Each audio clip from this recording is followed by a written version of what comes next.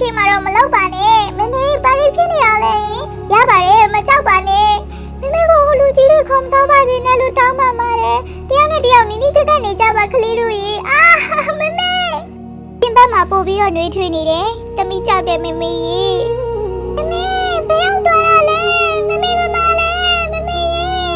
စိတ်မပူပါနဲ့မမေဒီမှာပဲရှိနေပါသေးတယ်ပုံစံလေးပဲပြောင်းသွားတာပါမမေသားတို့နဲ့အတူရှိနေသေးပါကလေးတို့ရေအိုးငါရဲ့မိခင်ဘယ်များရောက်နေလဲမမေဒီမှာပါတမိမကြောက်နဲ့နော်မမေရှိတယ်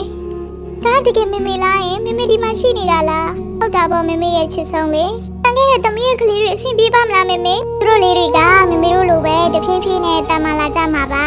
ဒါကမမေတို့ရှောက်ရမယ်လမ်းပဲလေတနေ့ကျရင်တော့သူတို့လည်းနားလည်လာကြမှာပါမမေကရောအခုတမီးကိုထားခဲ့တော့မှလားယင်မကြခင်မမေတို့ပြန်တွေ့ကြမှာပါတမီးရဲ့မမေရဲ့ကလေးလေးတို့မမေအရန်ချစ်တယ်နော်မမေဒီမှာရှိနေတယ်မမေသားတို့ကိုဆောက်နေမယ်နော်ဒီကသားတို့ရဲ့အစိပ်ပိုင်းတစ်ခုဖြစ်အငြင်းရှိနေမယ်ဆိုတာမှတ်ထားကြနော်မမေပြန်လာပြီပါမမေသားတို့စီပြန်လာပြီပါမိဘဆိုတာလူတိုင်းရဲ့နှလုံးသားထဲမှာတော့အမြဲထားပါရှင်တန်နေသေးပါ